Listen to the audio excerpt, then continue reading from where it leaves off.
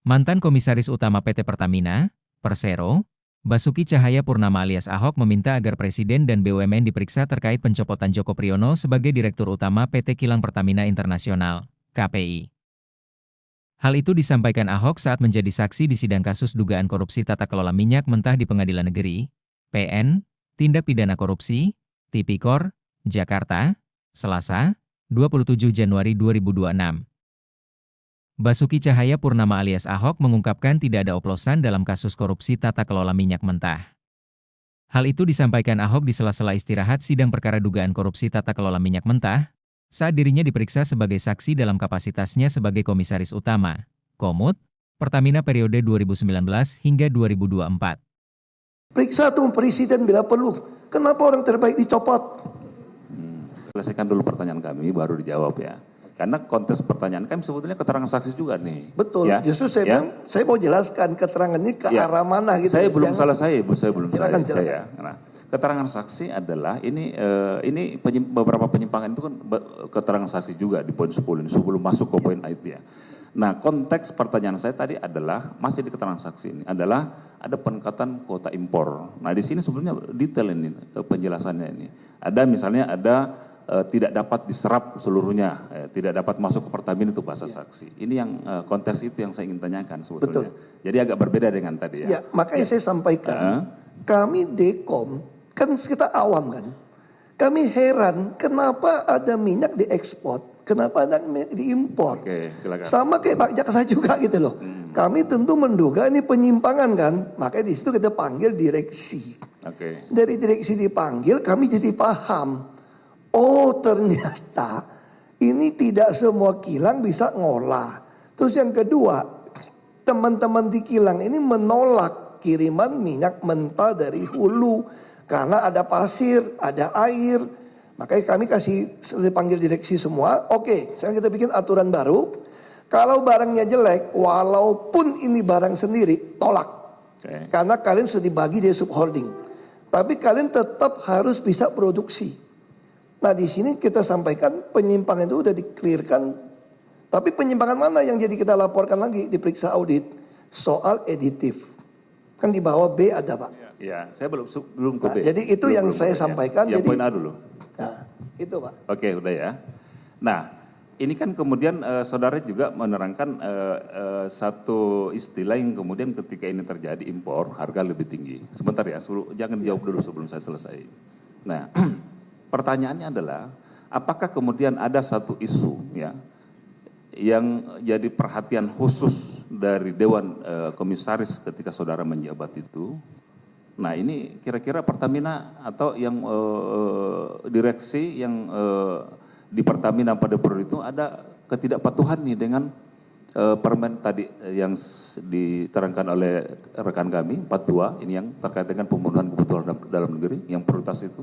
Sampai ke situ nggak ada satu kesimpulan atau satu pemikiran ini jadi isu nih ketika ini terjadi terus menerus ini bisa menjadi satu frame bahwa Pertamina tidak patuh terhadap kebijakan dan regulasi yang sudah ditetapkan. Ya tentu kami Dewan Komisaris ini kerjanya ya suuzon.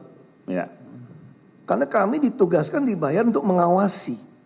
Makanya ketika terjadi kami melihat dari luar, kok kenapa impor, kenapa ekspor? Makanya tadi saya jelaskan. Setelah tahu teknis, kami paham. Tidak semua minyak mentah itu sama kualitas bisa terima dari kilang. Makanya di situ kami melihat, ini bukan kesalahan direksi untuk impor dadakan, dapat harga mahal, toh BPKP tidak ada temuan pengadaannya menyimpang atau tidak. Dan masih untung. Lalu di situ kami mengusulkan sebuah ide, kenapa tidak membuat supplier hair stock, supaya nggak usah tender terus menerus. Taruh saja barang, siapapun yang taruh barang di Indonesia kami beli, udah saya jelaskan tadi. Itu yang kami usulkan, kami selalu bukan cuma curiga, panggil, periksa, lalu kami selalu memberikan usulan. Bisa tanyakan pada direksi yang saudara jadi tersangka, saya ini udah termasuk orang paling cerewet, bukan cuma marah tapi saya pasti kasih solusi. Marah ada solusi, saya bukan sembarangan marah tapi ada solusi. Karena mereka juga orang kan. Bukan orang yang mau sembarangan, gaji begitu besar kok. Ada tantim begitu besar kok. Masa nggak mau untung uang halal? Tapi Oke. kami selalu kasihkan solusi. Itu. Baik. Selama saudara menjabat ya, ada nggak satu bentuk ya pelanggaran atau penyimpangan yang kira-kira menurut saudara saksi sendiri paling berat di Pertamina itu? Paling berat sudah ketemu kasus LNG, Pak. LNG. Terus yang lain? Kami laporkan. Yang lain nggak ada temuan, Pak. Kalau LNG kan memang ada Yang berat, kerugian ya. dilaporkan, Pak. Ya, yang sampai kemudian rekomendasinya dipecat tadi istilah saudara ya. Ya, kita kirim surat pada Menteri BUMN, Pak. Oke, baik.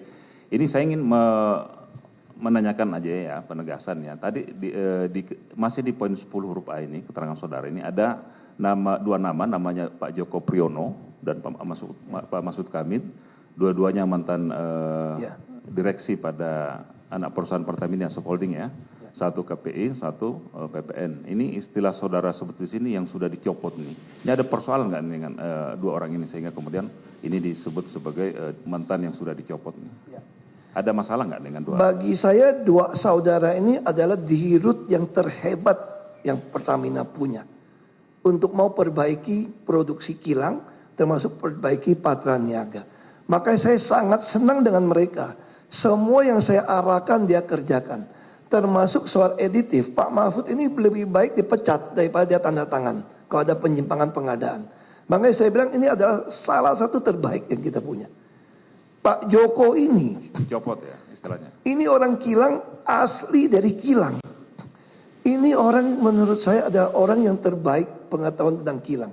Dia yang kasih tahu saya kelemahan kilang, apa yang mau diperbaiki. Ketika dia dicopot, saya pun mau nangis, saya telepon dia. Dia bilang gini, Pak, udahlah Pak, saya di Jogja saja, kerja las saja Pak. Saya pikir BUMN ini keterlaluan. Mencopot orang yang bukan meritokrasi. Kenapa orang yang mau lakukan, saya lakukan, dicopot. Ini orang terbaik Pak Joko itu. Makanya saya tulis dicopot. Makanya saya selalu bilang sama Pak Jaksa, kenapa saya mau lapor ke Jaksa? Ya. Periksa tuh sekalian BUMN. Periksa tuh presiden bila perlu. Kenapa orang terbaik dicopot? Oke, baik. Tolong, pengunjung. Bisa tertib, pengunjung, ini persidangan, ya.